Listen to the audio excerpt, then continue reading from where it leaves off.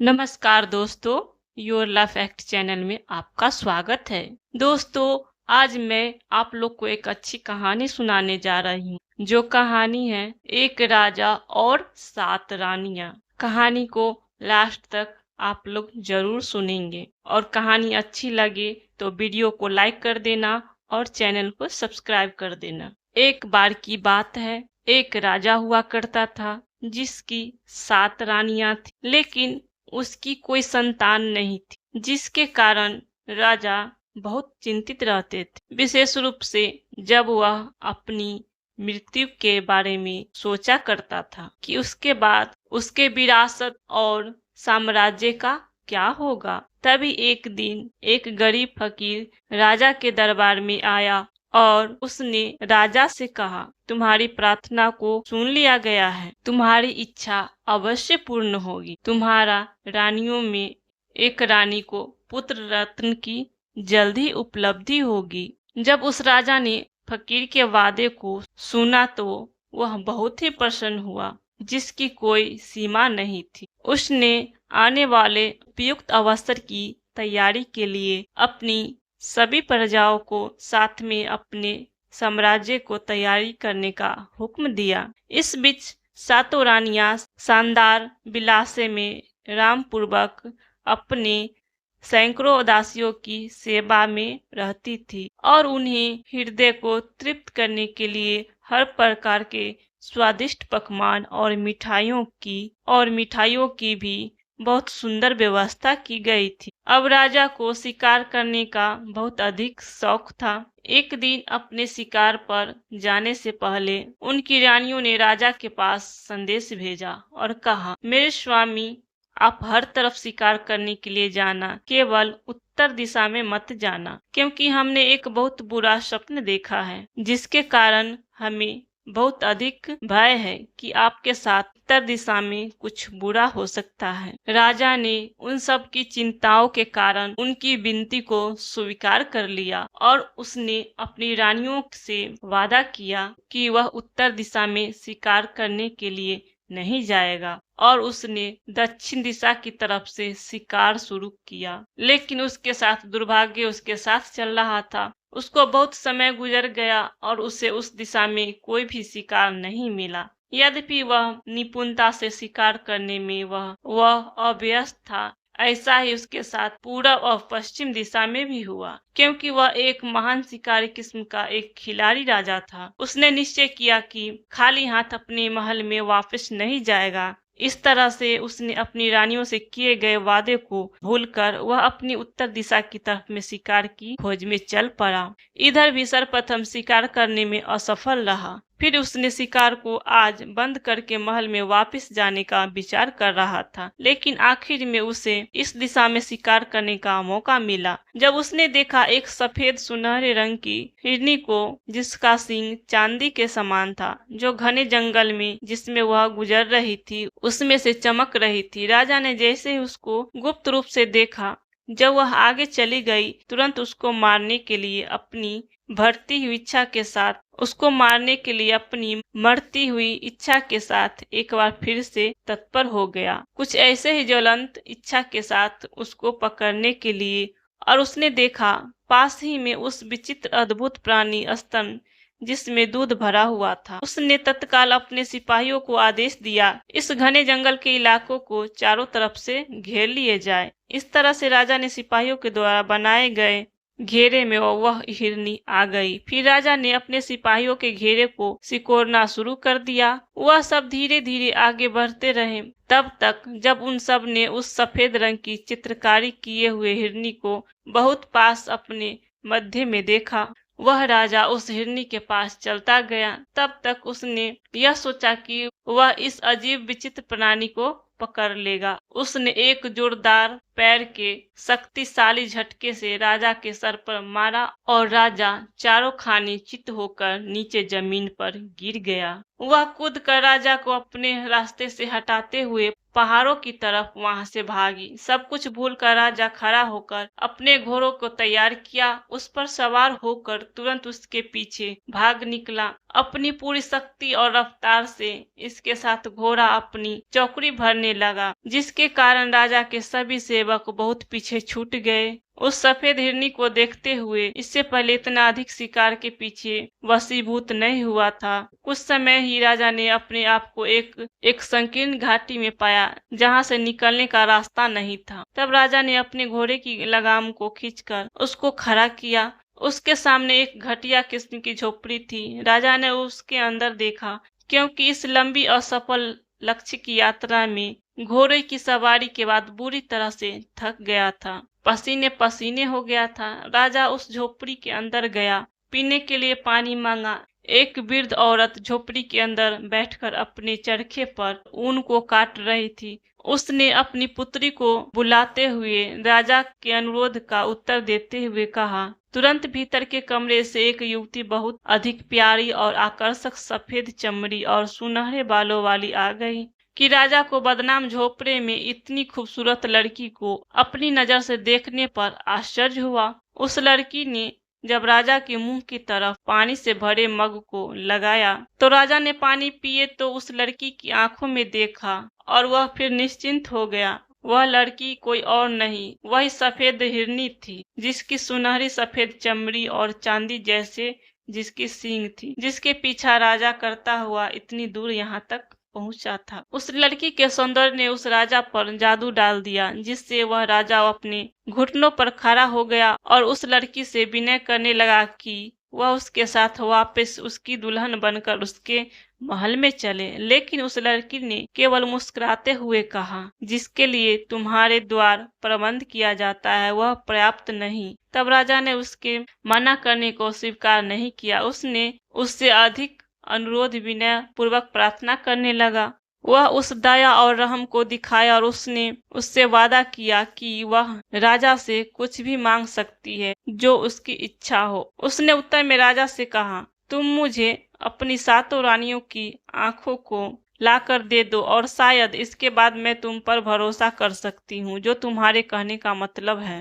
राजा उस जादुई औरत के सौंदर्य पर अत्यधिक मोहित होकर वहां से चल पड़ा। तत्काल अपने महल में पहुंचा और अपनी 7 रानियों की आंखों को निकालकर उन दुखी तड़पती हुई अबलाओं को उनको महल के तहखाने में डाल दिया, जिससे वह सब भाग नहीं सके। और उन आंखों को लेकर वह दोबारा अकेला उस औरत के पास गया जिसने उन भयानक प्रस्तावना की आंखों की मांग की थी। उस बदसूरत झोपड़े के पास जो संकीर्ण घाटियों के मध्य में था, जब राजा उसके पास आंखों को लेकर पहुंचा तब वह सफेद हिरनी केवल बहुत तेज से क्रूरता के साथ हंसी। उन 14 आंखों को देखकर और उन सभी आंखों को एक तांगे में फिरो दिया, एक हार की तरह से, और उसको अपनी वृद्धा माँ के गले में डालकर अपनी माँ से कहा कि इसको हमेशा गले में पहनकर रखना जब तक मैं तुमसे दूर राजा के महल में रहूंगी। इसके साथ वह राजा के साथ अपने जादू के प्रभाव के कारण उसकी धर्मपत्नी बन गई और राजा ने अपनी 7 रानियों के सारे बहुमूल्य सुंदर बेशकीमती आभूषण और सभी कपड़ों को उसे दे दिया, जिसको 7 रानियां पहना करती थी, और उनका महल रहने के लिए दे दिया।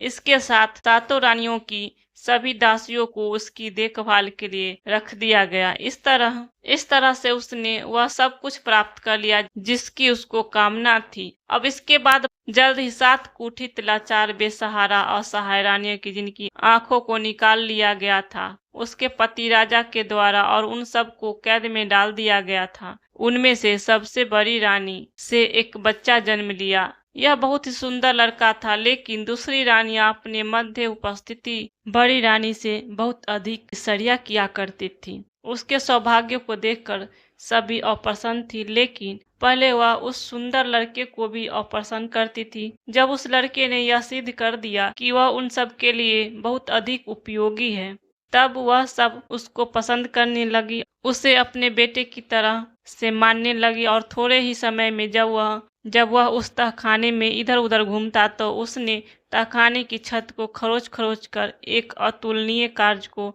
अपने हाथों से किया।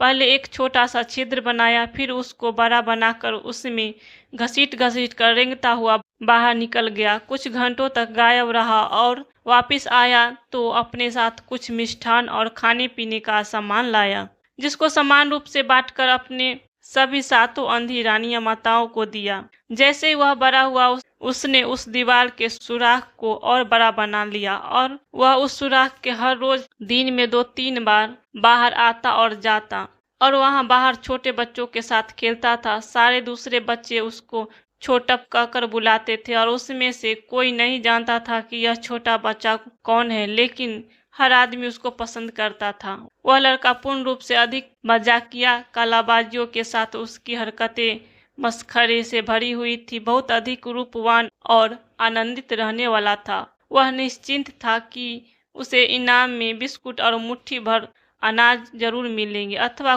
कुछ मिठाइयाँ और भोजन की सामग्री। जो भी वस्तु इस प्रकार की उसको मिला करता वह उसे लेकर अपनी 7 अंधी माताओं के पास लाता था, जिसकी सहायता से वह सब इस तहखाने में जिंदा रहती थी, जबकि संसार समाज समझता था कि वह सब रानियां भूखे प्यास से पीड़ित होकर काफी समय ही तहखाने में ही मर चुकी है।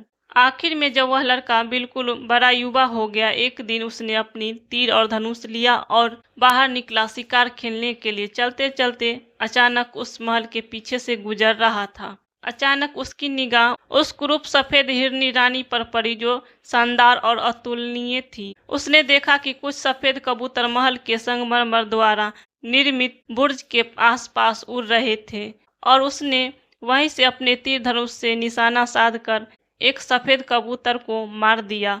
वह कबूतर हवा में चक्कर खाता हुआ उस रानी के करीब खिड़की के पास आकर गिर गया, जहां पर सफेद रानी बैठी हुई थी। वह अपने स्थान से खड़ी यह देखने के लिए कि यह कबूतर कैसे मर गया, और उसने बाहर खिड़की से देखा और अपनी दृष्टि में उसने उस सुंदर लड़के की झलक को देखा जो अपने हाथों में तीर धनुष लेकर खड़ा था। उसने अपने जादू की शक्ति से जान लिया कि यह लड़का राजा का है।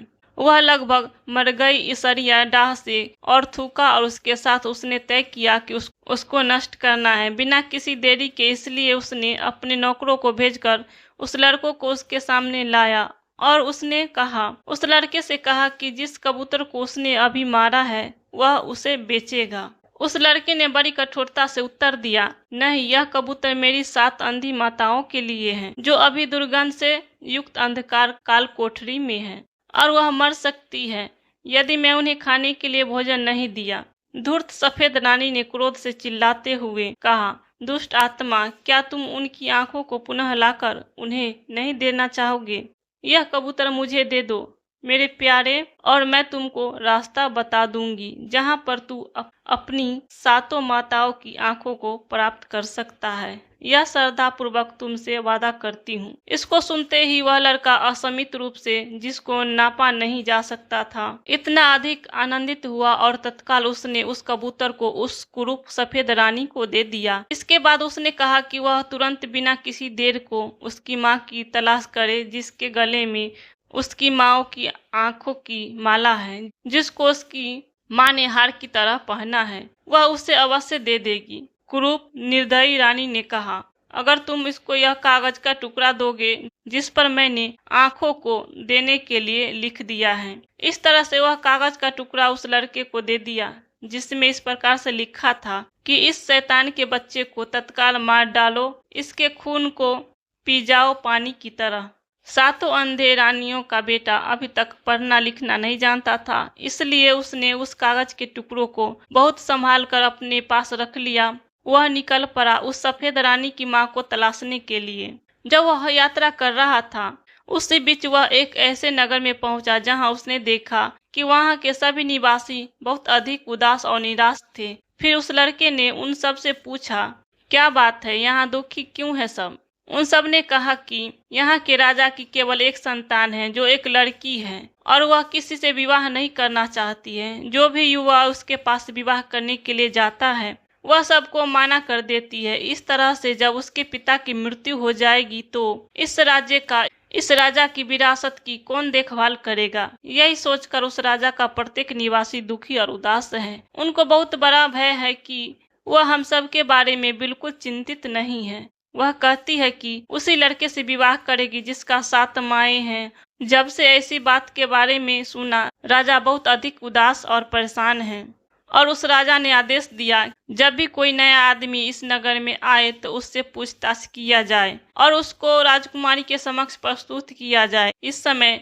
लड़के को बहुत अधिक बेचैनी हो रही थी, क्योंकि वह बहुत अधिक जल्दी में था माओ की आंखों को तलाशने के लिए। इसके लिए वह जल्दी से घसीटते हुए उन सब को राजकुमारी के महल में ले जाने के लिए कहा। जल्दी ही जब राजकुमारी ने उस लड़के को देखा, वह लज्जावश शर्माते हुए अपने पिता राजा की तरफ घूमकर कहा, प्रिय पिताजी, यही मेरी पसंद है। ऐसा आनंद का उत्साह वहां पर कभी नहीं मनाया गया था जैसा इस समय चल रहा था, जिसके साथ लोगों ने इस प्रकार का प्रसन्नता के सुख में जैसे पागल हो गए थे। लेकिन 7 रानियों के बेटे ने कहा कि वह तब तक राजकुमारी से विवाह नहीं कर सकता जब तक वह अपनी माँ की आंखों को प्राप्त कर उसको दोबारा दृष्टि नहीं प्रदान कर देता। इसी कहानी को जब उसकी सुंदर दुल्हन ने सुना तो उसने अपने पति से पर्चे को दिखाने के लिए कहा, क्योंकि वह बहुत अधिक पढ़ी लिखी और बुद्धिमान के साथ बहुत अधिक चालाक भी थी। जब उसने विश्वासघाती चालबाजी से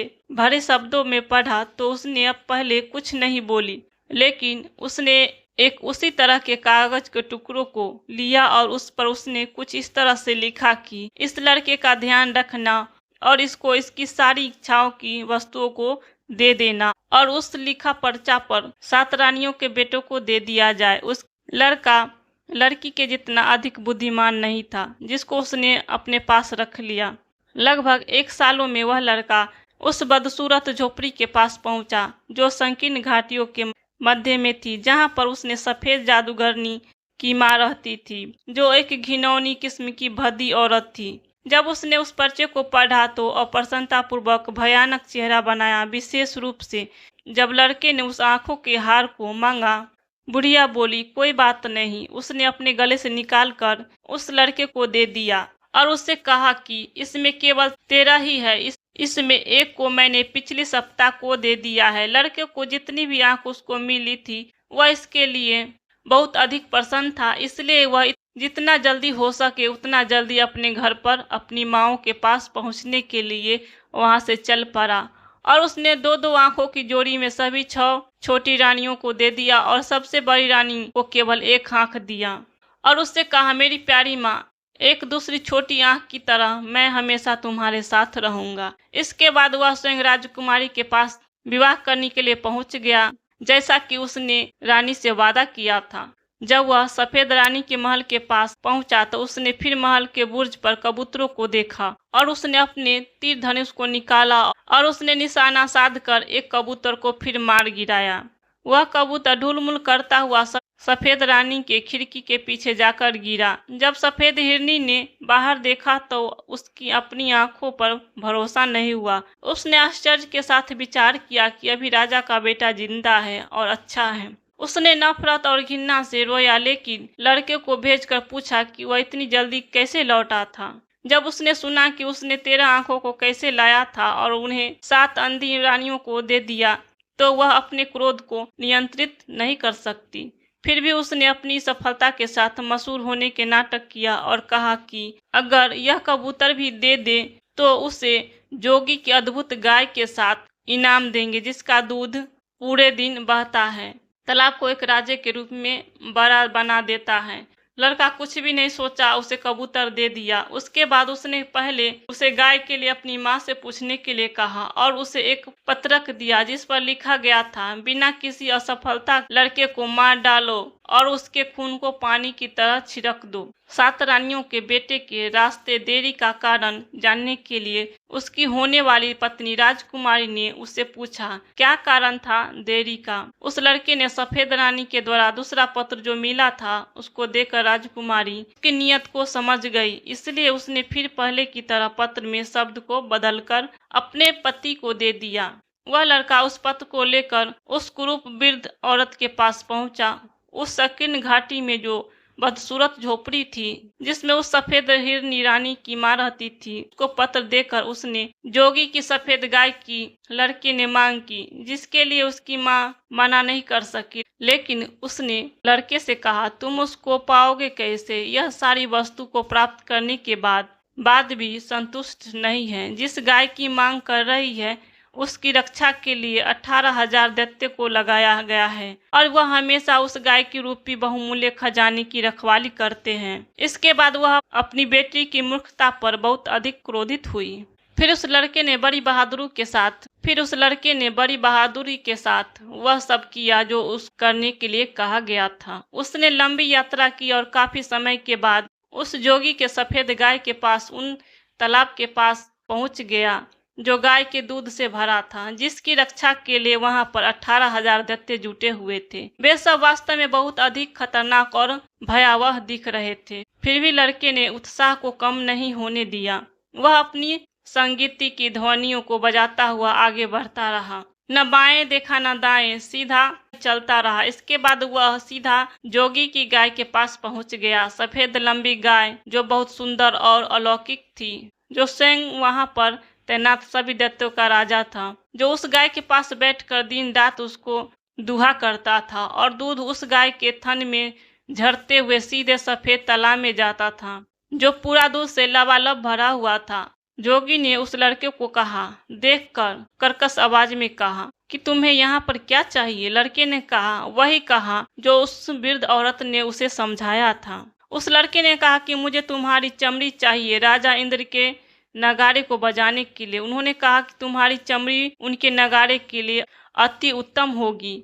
इसको सुनते ही योगी ने कांपना शुरू कर दिया, क्योंकि किसी जीर्ण योगी में यह समर्थ नहीं है कि वह राजा इंद्र के आदेश को नकार सके। और लड़के के पैरों पर गिरकर रोने लगा और कहा, जो तुम किसी तरह से मुझे छोड़ दोगे तो इसके बदले में मैं तुमको कुछ भी दे सकता हूँ, यहाँ तक अपनी सफेद गाय को भी। इस बात पर सात रानियों का बेटा थोड़ा हिचकिचाने का बहाना किया और अंत में लड़का बोला, चलो कोई बात नहीं, यह कोई मेरे लिए बहुत मुश्किल कार्य नहीं है। जोगी की चमड़ी की तरह कहीं से भी सफेद चमड़ी को तलाशना, मैं तलाश कर उसको तुम्हारी चमड़ी के नाम पर राजा इंद्र के पास पहुंचा दूंगा। इस तरह से उसने उस सुंदर गाय को हाँक कर अपने साथ लेकर वहां से चल दिया। वहां पर सारे खड़े होकर उसका मुंह देखते रहे, क्योंकि उन सबको राजा इंद्र के क्रोध का बहुत बड़ा भय था। उसको लाकर अपने घर पर बांध दिया, जिससे उसकी सातों माँओं को बहुत आनंद हुआ। उससे सुबह से शाम तक उस गाय का दूध निकालती रहती थी और अपने जरूरत के हिसाब से दही, घी, मक्खन आदि बनाती थी और दूध को बाजार में बेचने के बजाय उसे मिठाई बनाकर बेचती थी, जिससे उन सब का काफी अधिक आमदनी बढ़ गई। वह सब जल्दी ही धनी बन गई। यह सब आराम पूर्वक जीवन यापन को देखकर सातों माँओं के बेटे ने हल्के हृदय से राजकुमारी के साथ अपने विवाह के बारे में विचार किया। लेकिन जब वह सफेद हिरनी के महल के पास से गुजर रहा था, उसने स्वयं को उसके बुर्ज पर उड़ते कबूतरों का शिकार करने से नहीं रोक सका। ऐसा करते ही एक कबूतर का शिकार होकर सफेद रानी के महल के खिड़की के बाहर लुढ़कते हुए गिरा, जिसको देखने के लिए सफेद रानी ने अपने खिड़की से बाहर झांका और उसकी निगाह सातों रानी के बेटे पर गई तो वह अंदर ही अंदर बहुत अधिक क्रोधित होते हुए पहले से और अधिक सफेद हो गई। क्रोध के साथ उसने थूका और उसने उसे अपने पास बुलाया और उससे पूछा कि वह वापस कैसे आया। जब उसने सुना कि उसकी माँ ने उस लड़के के साथ विनम्रता के साथ व्यवहार किया और उसके कार्य को सिद्ध करने में सहयोग किया, यह सब सुनकर वह अंदर ही अंदर कुढ़ती रही, लेकिन उसके अपने चेहरे से व्यक्त नहीं होने दिया। इसके बदले में उसने बड़े प्रेम से मुस्कुराते हुए कहा, तो बहुत अच्छी बात है कि तुमने वह योगी की सफेद गाय को प्राप्त कर लिया है। इसके साथ उसने कहा कि यह कबूतर मुझको दो, इसके बदले में मैं तुम्हें लाखों टन चावल, एक रात पैदा होने वाला चावलों का बीजों को पाने का रास्ता बताऊंगी। बेशक इसको सुनकर लड़का पहले से अधिक प्रसन्न हुआ। इस बात के साथ उसने उस कबूतर को उस सफेद रानी के हवाले कर दिया और इससे पहले उस रानी ने एक पत्र लिख उस लड़के को दिया, जिसमें लिखा, इस लड़के को मार डालो और कभी असफल मत होना और इसके खून को पानी की तरह बहा देना। लेकिन जब उस पत्र को देखा तो उसके लिखने वाले का क्रूर मकसद समझ गई और एक बार उसने फिर पत्र के अंदर जब राजकुमारी उस पत्र को देखा तो उसने उसका क्रूर मकसद समझ गई और एक बार उसने फिर पत्र के अंदर सामग्री को बदलकर सात रानी के बेटे को दे दिया और उसमें लिख दिया, तो तुम्हारे खून की हमारे खून की तरह समझना।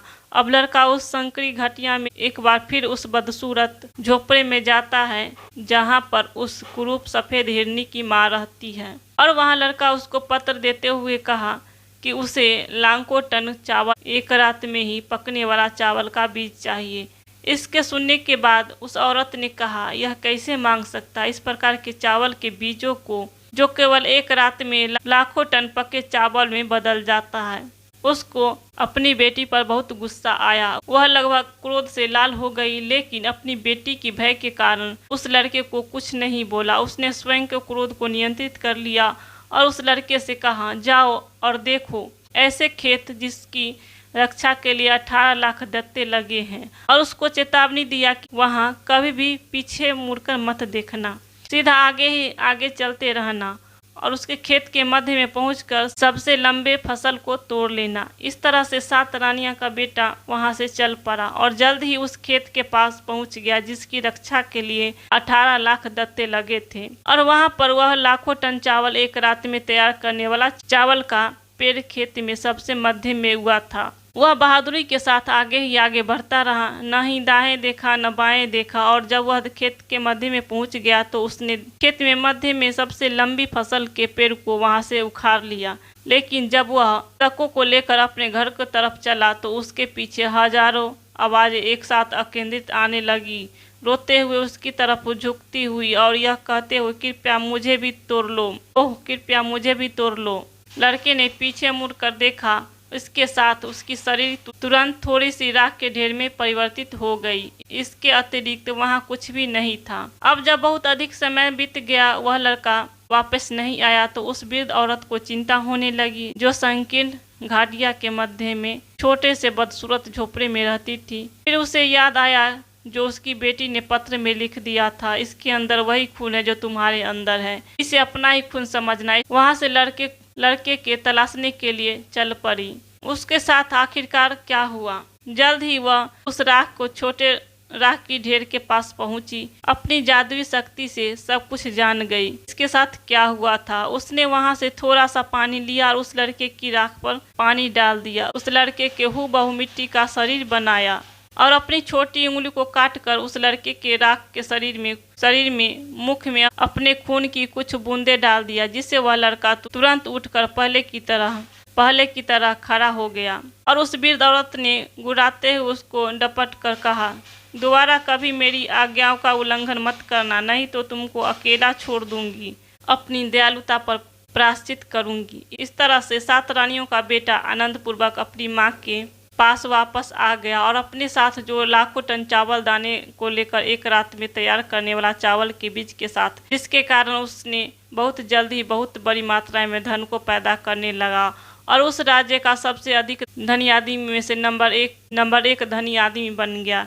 फिर अपने बेटे की शादी उस चालाक रानी से कर दिया जो सभी प्रकार की कल्पनाओं से परे थी। क्योंकि वह बहुत अधिक चालाक थी, उसने स्वयं तब तक चैन से न रही तब तक उसने नहीं जान लिया कि उसके पति का पिता कौन है, और उस कुरूप सफेद जादूगरनी हिरनी को दंड दिया। इस तरह से उसने अपने लिए बिल्कुल वैसा ही महल का निर्माण कराया जैसा कि पहले सात रानियों का महल था, जिसमें सात रानियां रहा करती थी, और उसमें से सफेद कुरूप हिरनी रानी को निकाल कर बाहर कर दिया। सातों रानियां फिर उसमें रहने लगी और जब सब कुछ उसके इच्छा के अनुकूल हो गया तो उसने अपने पिता से कहकर शानदार भोजन उत्सव कराया और पूरे राज्य की जनता के साथ सभा बड़े बड़े सारे राज्य के सज्जन पुरुषों को आमंत्रित किया। और जब राजा ने रहस्यदर्शी रानियों के बारे में सुना तो उसने अपना गलती को माना और अपने पुत्र के आमंत्रण पर वह भी सब में सम्मिलित हुई। अब राजा ने सात रानियों को रहस्यमय बेटियों के बारे में बहुत कुछ सुना था और उनके अद्भुत धन को देखा, इसलिए उन्होंने खुशी से निमंत्रण स्वीकार कर लिया। लेकिन जब वह महल में प्रवेश किया और यह सब देखकर आश्चर्यचकित हो गया। उसने पाया कि यहाँ के हर किसी के लिए खुद का प्राकृतिक था, और जब उसका मेजबान बड़े पैमाने पर परिधान किया गया, उसे सीधे निजी हॉल में ले जाया गया जहां शाही सिंहासन 7 रानियां बैठी थी। उसने आखिरी बार उन्हें देखा था, वह आश्चर्यचकित हो गया। जब तक कि राजकुमार आगे नहीं आ रहा था, वह खुद को राजा के पैरों को पकड़ लिया और पूरी कहानी उसे बताया। तब राजा अपने जादू से अचंभित और उसका क्रोध दुष्ट सफेद हिंद है कि उसे इतने लंबे समय तक, जब तक वह खुद को शामिल नहीं कर सका, हो सकता था उसके खिलाफ हो गया, इसलिए उसे मार डाला गया और उसकी कब्र पर गठित किया गया उसके साथ। उसके बाद 7 रानियां अपने शानदार महल में लौट आई और सब लोग खुशी खुशी से रहने लगे।